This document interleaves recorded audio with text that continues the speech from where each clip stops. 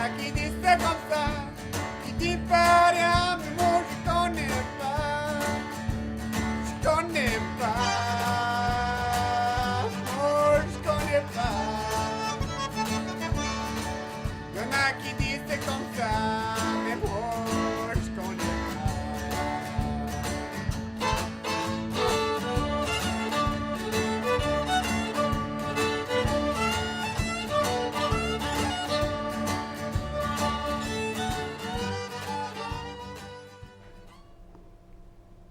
Bonjour et bienvenue à Ci et Ça, le programme où on visite avec les gens de la communauté en français. On parle un peu de ci, un peu de ça. Aujourd'hui, on a avec nous M. Alain Simon. Bonjour, M. Alain. Bonjour, Comment ça va aujourd'hui? ça va bien? En fait, toi, tu as ton propre programme sur EOC, non? Oui. Ça s'appelle l'Académie Cadienne, c'est ça? Oui, l'Académie cadienne. Ça fait combien de temps que vous avez fait ça? Oh, j'ai commencé par temps, pas réglé dans octobre 1980. 80, oh, OK. Donc, ça fait longtemps. Oui, ça c'était par temps, j'étais un invité. Ah, OK. Là, à peu près 6 ans passés, c'est moi, j'ai pris le dessus, moi, l'homme qui avait ça, il dit, j'ai 85 ans, il dit, je vais prendre ma retraite encore. Oh, OK. Encore une fois. Et il dit, j'aimerais t'y prendre le dessus. Ça fait, là, je suis réglé depuis ce temps-là. Et c'est un programme où on parle c'est un peu comme, on parle des mots, on parle des expressions, on parle de la culture aussi, ou Oui, tout quelque chose. tout quelque chose?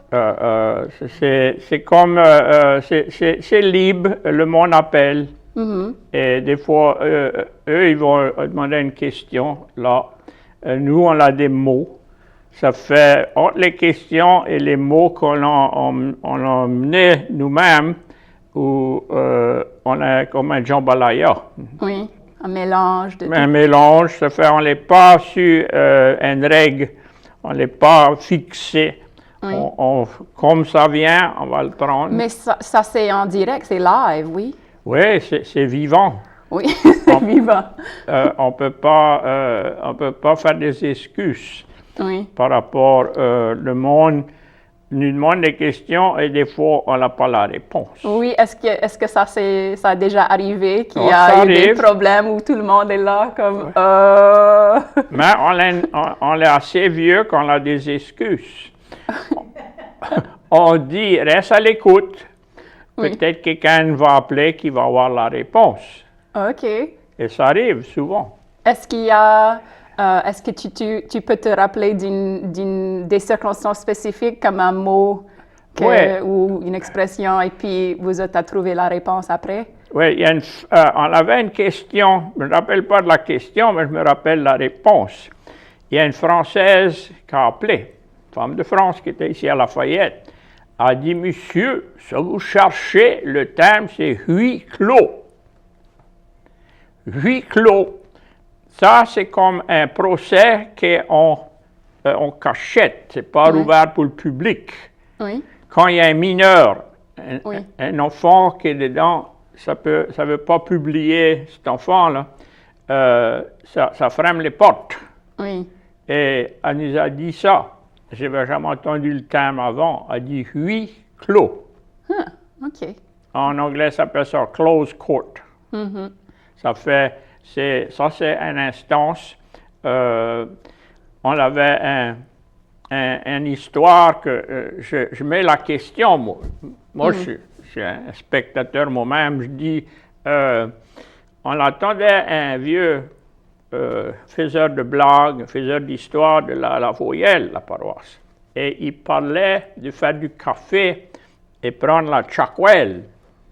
Chakwel. OK. C'est ça, moi, j'ai dit. Je dis, j'ai entendu ça toute ma vie, une chakwel. Et ils avaient mis de l'eau à chauffer, ils avaient fait du café. Et la femme appelait, a dit, moi, je viens de là-bas. Et a dit, la chakwel, c'est ça, tu chauffes l'eau dedans pour vider dessus le café. Le café était fait à la main. C'était pas automatique. Oui. Et il fallait qu'il prenne une cuillère ou une petite pinte pour vider, ou une louche, pour mettre l'eau dessus le mar à café pour que ça coule. Et il était extra bon. Il pouvait faire tout quelque chose comme des poèmes, les histoires. Il y avait le talent, c'est ça. Quand moi j'étais moyen, je voulais enregistrer des choses comme ça. Et j'ai été à M. Floyd Swallow, à Ville-Plate. Et j'ai expliqué, je dis, moi je veux conter des contes, des histoires. Et il dit, Alan, tu ne vas pas avancer avec ça. Il dit, à cette heure, l'art coûte, le temps sur la télévision, la radio, ça coûte plus cher que longtemps passé. Ça fait, il dit, si tu as une histoire, tu as pour dire, il dit, il faut arriver au punchline tout de suite. Oui. Il dit, ça coûte cher. Ça fait, M. Swallow m'a fait des disques, des cassettes, avec des histoires et des blagues. Ça fait, j'apprends des différentes paroisses, le monde appelle. Et notre territoire, c'est 5 paroisses. Ça, c'est pour l'Académie Cajun? Oui, l'Académie Cajun, Lafayette et puis les 4 paroisses alentours. Ah, OK. Ça fait, il y a du monde qui appelle de Cataoulou, il y a du monde qui appelle de Craoulé, il y a du monde qui vient de la paroisse Saint-Landry, Vermillon. Oui. Alors, Checkwell, c'est un mot des avoyelles, c'est ça? Oui, c'est un mot, et cette femme a dit ça, je suis sûr de ça. Oui.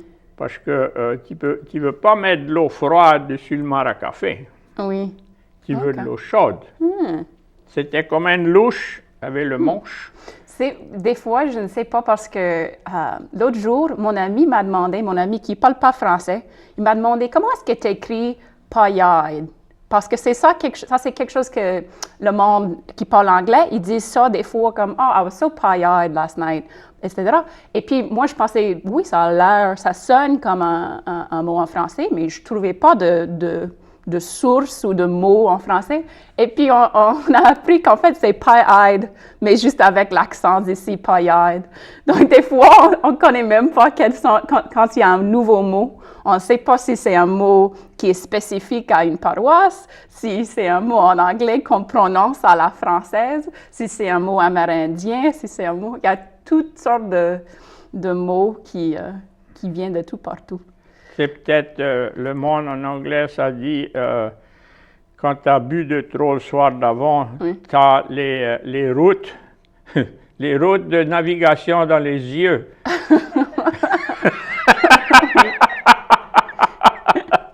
C'est rouge. C'est peut-être parent, ça vous parlait. Et ça veut indiquer que j'ai bu de trop hier soir. Oui. C'est ça veut dire. J'imagine qu'il y a beaucoup d'expressions pour « j'ai bu de trop hier soir » en Louisiane. Les Français ont le meilleur. Ça dit « j'ai bu trop de vin hier soir ». Ce matin, pas juste ma tête qui faisait mal, mais mes cheveux faisaient mal. Oh oui. Mal aux cheveux. Oui. Ça c'est sérieux même. Oui.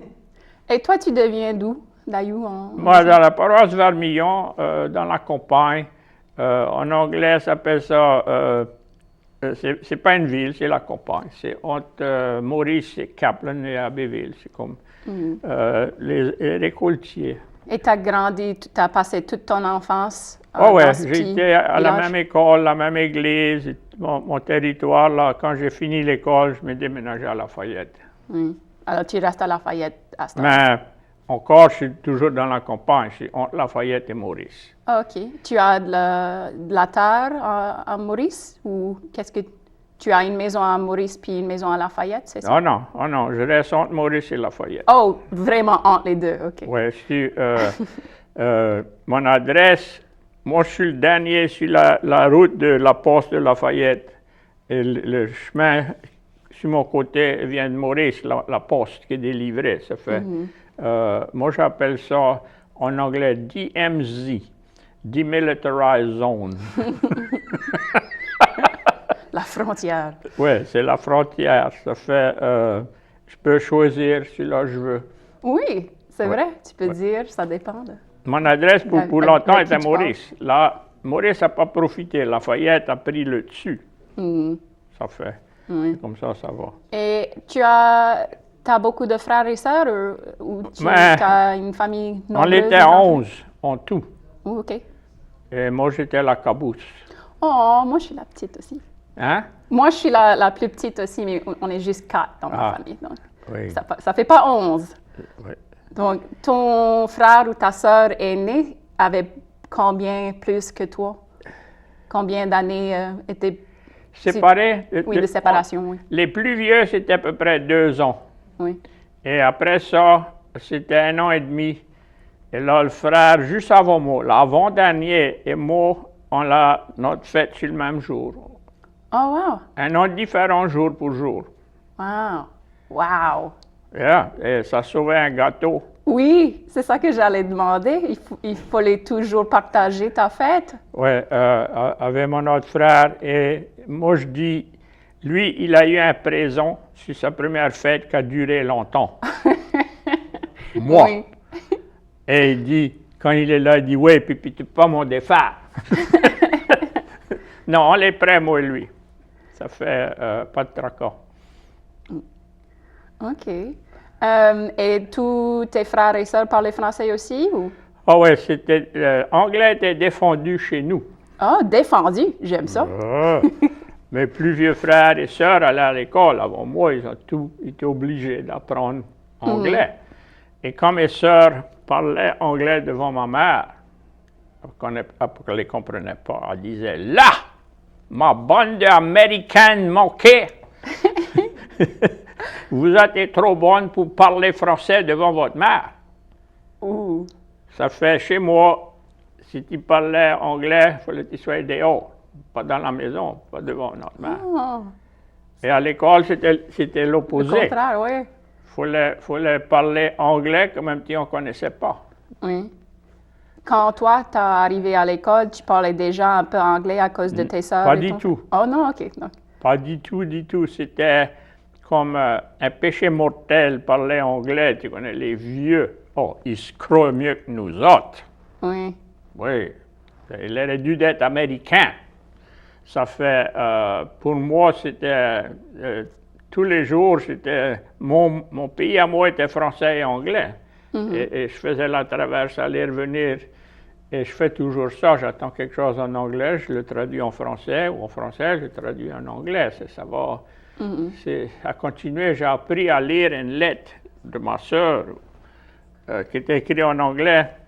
Je la lisais directement en français. Donc, tu connais lire en français aussi? Non. Non? OK. Mais je pouvais lire l'anglais et traduire pour ma mère. Oui. C'était moi, son petit avocat. Oh. Elle avait une lettre, elle disait quoi ça veut dire.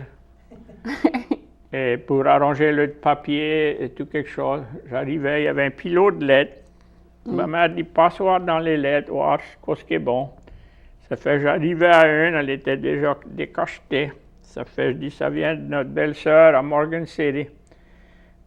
Je dis, elle a été rouverte. Oh non, elle m'a dit, elle parle à moitié en anglais, à moitié en français, je ne la comprends pas. Elle dit, lis-moi-la encore. Ça fait, il y avait ça dans la famille. Oui. C'est là qui mêlait, le franglais. Oui, le franglais. Oui. Oui. Et est-ce que toi, tu as eu des enfants aussi? Non. Non. Est-ce que tu as des neveux ou des nièces? J'ai 33 nièces et de neveux. Est-ce qu'eux autres, ils parlent français? Non. Non. Donc- Ils ont la porte à framer avant eux. Oui. C'est un- Le petit peu, ils pouvont dire, tu ne peux pas appeler ça parler le français. J'ai jamais entendu cette expression, mais je l'aime bien, la porte à framer avant eux. C'est un peu poétique. Oui, mais c'était vrai parce que les mères et les pères qui ont été abusés, qui ont été punis à l'école, ils ont voulu faire mieux pour leurs enfants. Ça dit, je ne veux pas mes enfants avoir pour endurer ça. Moi, j'ai enduré. Ça fait, je vais les protéger. Oui. Et je ne vais pas lui montrer le français. Tes frères et sœurs, est-ce qu'ils ont été punis à l'école et toi aussi, punis à l'école? Oui. Tout la bande. Moi, ça me faisait, quand la maîtresse d'école m'attendait à parler français, il fallait que j'écris 100 fois. Je ne vais pas parler français sur le terrain d'école. Oui. Et la seconde fois, c'était 200 lignes. Et la troisième fois, c'était d'à genoux dans le coin. Mes genoux étaient maigres. Je n'avais pas de protection. Je n'aimais pas ça d'être mis dans le coin. Ça fait... c'était dommage par rapport... On aurait pu apprendre les deux. Oui.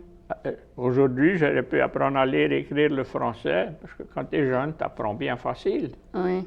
Et quand tu arrives à mon âge, c'est différent. Moi, j'apprends doucement et j'oublie vite. C'est pas bon, ça. Oui, c'est difficile. Bon, qu'est-ce que tu faisais ou qu'est-ce que tu fais dans la... J'imagine que tu es à la retraite, non? Oui. Ouais. Mais qu'est-ce que tu faisais avant dans la vie comme travail? La menuiserie. OK. Ça, c'est avec les meubles, oui? Oui, en anglais, c'est cabinet maker. Il y a différents noms. Il y a l'atelier, menuiserie, travailler le bois. Ma mère ne pouvait pas nommer, ça je faisais. Ah, ça disait qu'aussi étant plus jeune garçon fait pour une vie, mais a dit, il fait des belles affaires avec du bois. Oui, mais c'est vrai, non? Oui. Les Français ont différentes catégories pour le bois, le travail et tout ça. Il y en a beaucoup. Oui, il y a ébéniste aussi. Ça, ébéniste, ça c'est celui-là qu'on grave le bois, le bois noir. Ah oui, oui. Et atelier, il y en a plusieurs. Menuisier, atelier établi. Je ne peux pas me rappeler tout, mais il y en a plusieurs en Amérique. On n'a pas grand-chose. Oui, mais toi, tu dis menuisier, c'est ça? Oui. Atelier établi, ça veut dire que tu travailles pour toi-même. Alors, comment est-ce que tu as commencé à faire ça? Pour dire la vérité, j'étais un termite toute ma vie. OK. J'étais dans le bois. Quand on était petit, on n'avait pas de l'argent pour aller acheter des bébelles, des joujoux. Ça fait, je trouvais des retailles, je me chacotais, je faisais des hélices pour des petits avions, je faisais des petites charrettes, des petits wagons. Et j'ai appris depuis tout jeune que j'avais le talent pour calculer et voir comment ça va tout ensemble, pour faire ça aller, pour s'amuser. On appelait ça des jeux. Ouais. On avait une imagination, à cette heure c'est beaucoup rare, d'être capable de faire des amusements bien bon marché. Oui. J'ai tout le temps travaillé le bois, et là, au collège, j'ai étudié les travaux industriels. J'ai fait la soudure, j'ai fait l'électricité, j'ai fait toutes sortes d'affaires avec mes mains et j'étais bon à calculer comment ça tout peut venir ensemble, ça, assembler. Le monde disait comment tu peux faire tout ça. Ma femme rentrait dans mon atelier, elle dit ça à un de mes amis, elle dit je rentre là-dedans, il n'y a rien d'assemblé. Il y a des morceaux ici, il y a des morceaux là, d'autres morceaux, tout est pareil, tout séparé. Elle dit je rentre le lendemain, pouf, c'est tout ensemble. Et ça fit. Oui. C'est tout ensemble, tu n'as pas besoin de tourner de bord et couper, et arranger. Elle dit, c'est tout assemblé. Et le monde dit quoi ça prend pour faire ça? Mais je dis, patience. Oui. La patience. C'est ça aussi qui est plus rare aujourd'hui, la patience. Il faut qu'ils savent, il y a tant de comment un rythme, ça peut venir premier, ça c'est second, ça c'est troisième. Ça, c'est ensuite. Et moi, j'appelle ça, faut que tu tiens ton cheval. Laisse-le pas te sauver avec toi. Faut qu'ils savent, après ça-là, il vient une autre chose. Il faut tout mettre ça en ligne. Ça fait, j'ai appris tout jeune, je montrais des articles, des projets à le 4-H Club, Achievement Day. Et je gagnais des rubans. Des rubans bleus. Je me dis, ça, c'est pas mauvais. Là, quand j'étais proche fini l'école, une de les maîtresses a écrit un petit article dans la petite gazette. Elle a dit, Alan Simon, quand il sera grand, a dit, il va faire des affaires pour le monde et c'est comme ça qu'il va faire sa vie. Exact, c'est comme ça. 2 ans après, j'ai étudié, j'étais au collège. Et j'ai appris tout ça, ça prenait pour assembler, construire. Moi, j'appelle ça calculer. Oui. Ouais. Parce qu'il faut planifier, il faut penser à l'avenir. OK. Ouais. Aux étapes. Un bateau, tu ne peux pas le bâtir à l'envers, il faut le bâtir à l'endroit. Oui. N'importe quoi tu as pour faire, moi j'appelle ça une certaine manière pour le faire. Tu ne peux pas, comment tu appelles ça, raccourcir le progrès. Il faut que tu suis quelque chose qui fait de la bon esprit. Oui. J'ai appris ça. Des fois, je me presse, Oui. mais plus tard, je me regrette. Oui. J'ai été trop vite. Oui. Je voulais finir et ça n'a pas sorti comme il fallait. Là, des fois, je défais et je recommence de nouveau. Oui, donc ça prend plus de temps, là. Ben ouais. OK.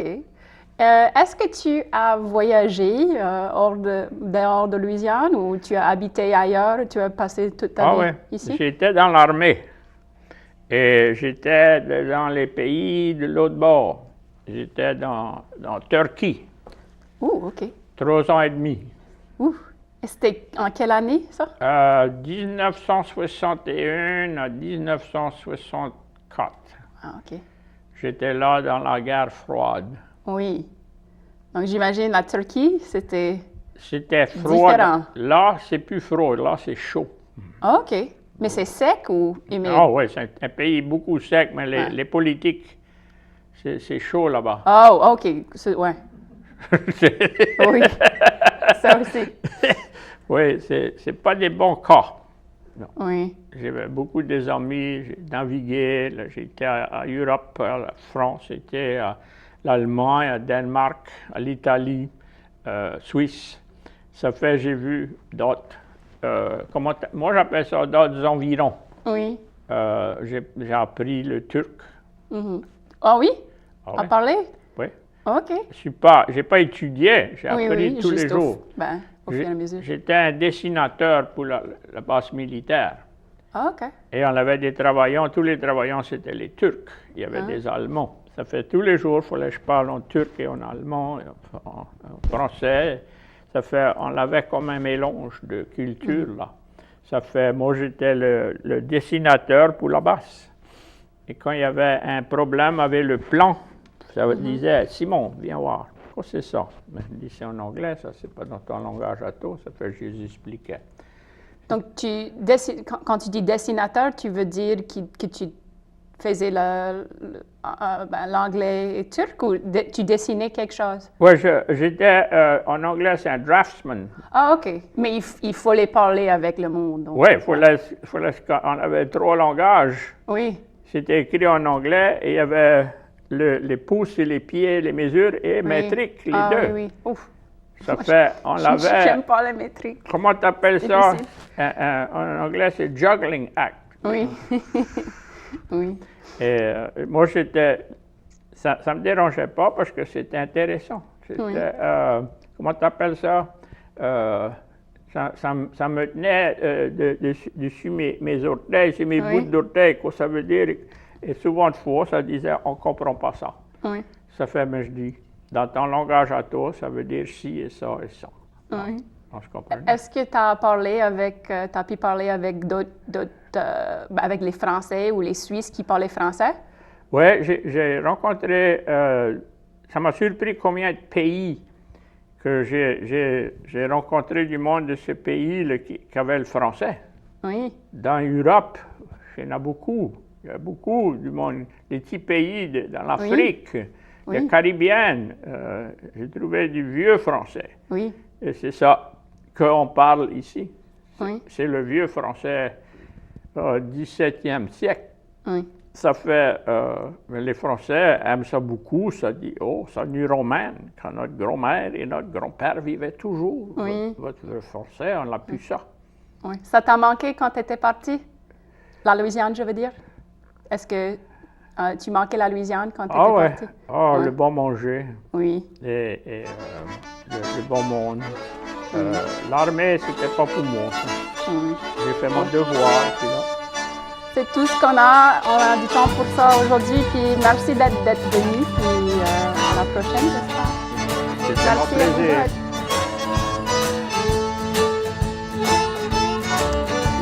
Je crois qu'on comment tu appelles ça, fading out? Oui, c'est quelque chose comme ça.